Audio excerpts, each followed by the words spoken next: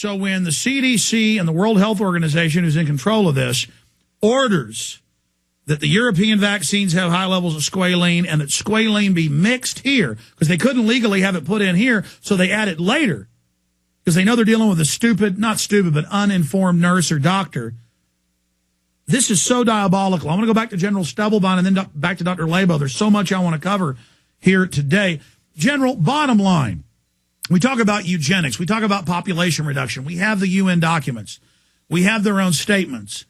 Is there any doubt in your mind that this is part of a depopulation program, that they're just setting the precedent now for forced inoculation, testing how serious the soft kill weapons they put in the vaccines, food and water can be, and putting binary weapons into us, as some documents show, so later they can introduce a new pathogen and wipe control groups out? Because everything we see, the architecture being built, is a kill system. And then, of course, 6 months ago, we received a key piece of the puzzle, Eco Science, written by John P. Holdren, the White House science czar, that says, we're going to put poison in your water to sterilize you. We're going to put stuff in your vaccines to sterilize you.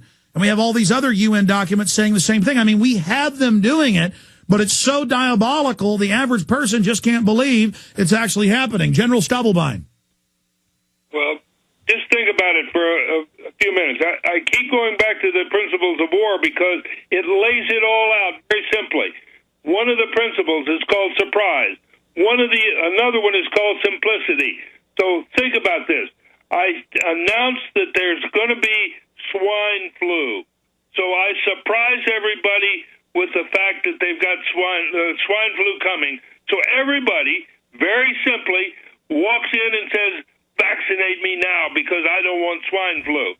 So now what do they put into the swine flu vaccine? Stuff that will make you very, very infertile, if not dead. Now, think about this. Who are they giving it to? Children, pregnant women, and the chronically ill. What happens to a child if he's now infertile? He never has a family. What happens to a pregnant woman now? She doesn't have any more children. So where do you go?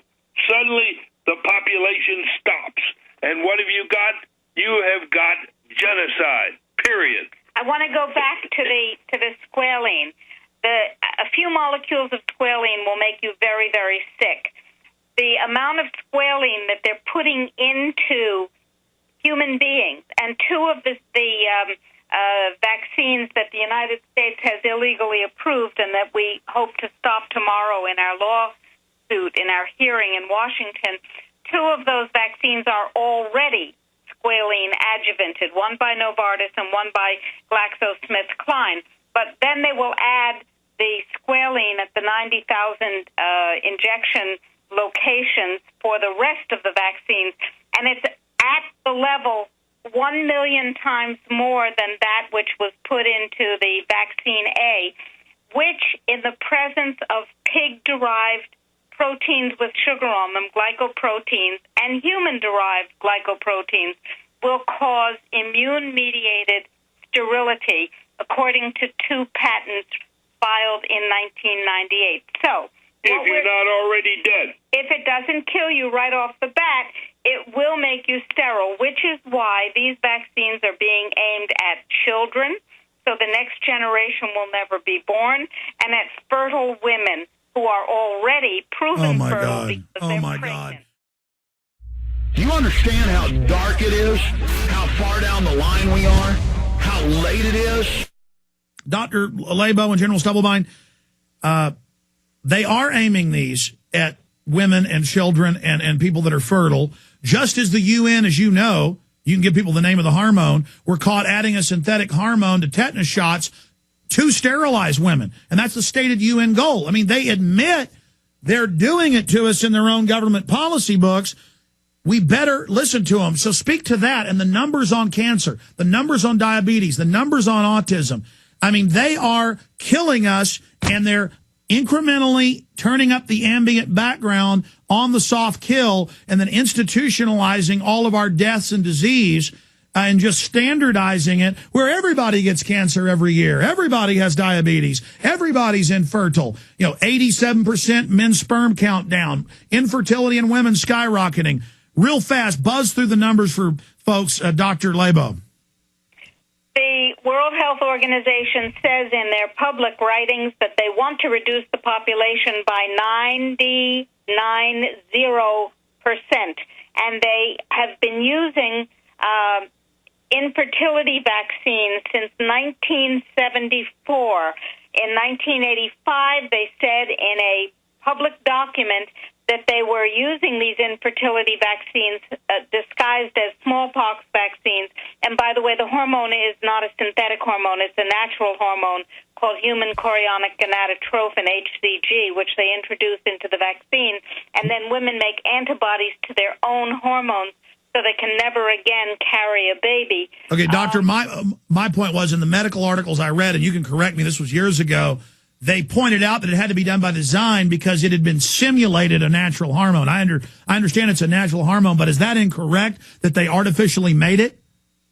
Well, they artificially introduced it. At the time that they began this, they didn't have the technology to clone it. Maybe they do now. But the point is that it's molecularly identical to the natural hormone, and then women make antibodies to it, so their body attacks their own pregnancies forever.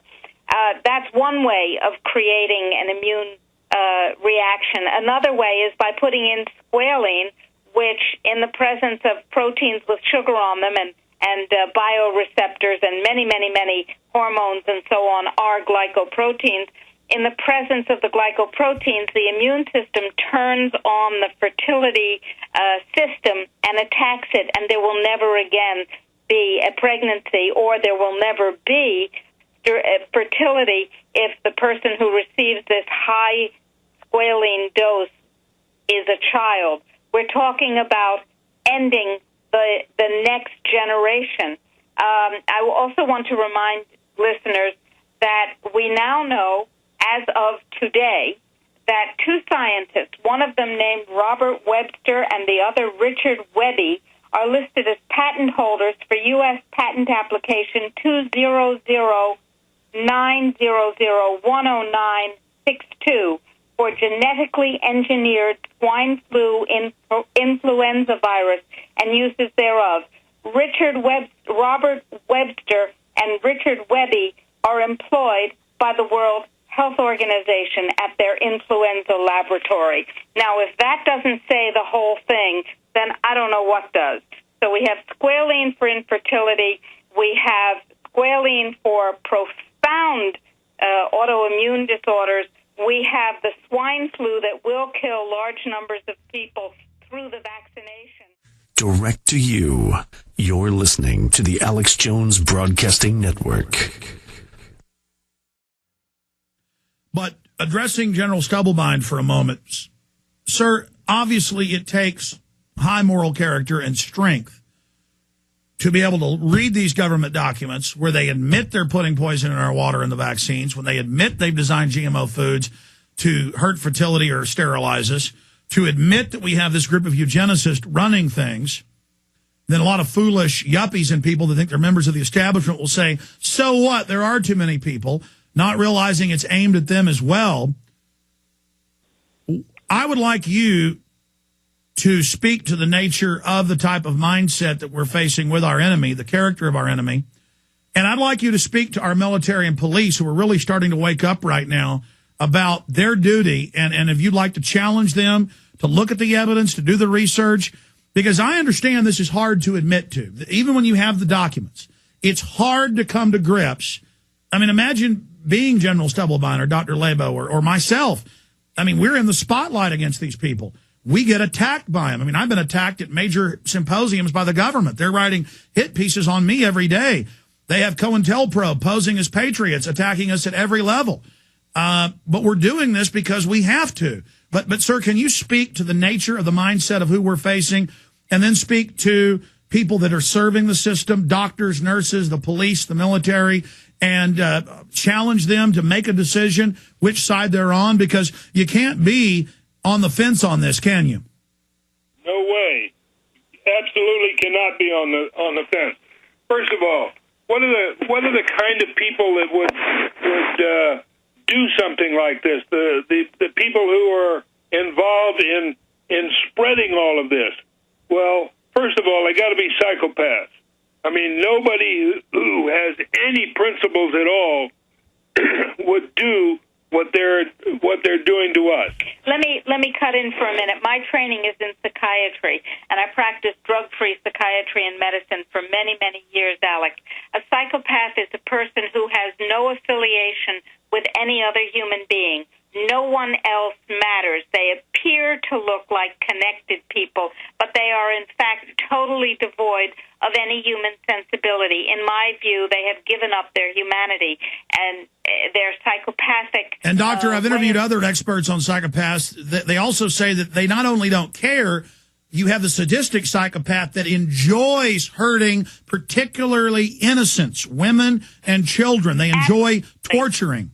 Absolutely. And who are they attacking first? Women, pregnant women, and children.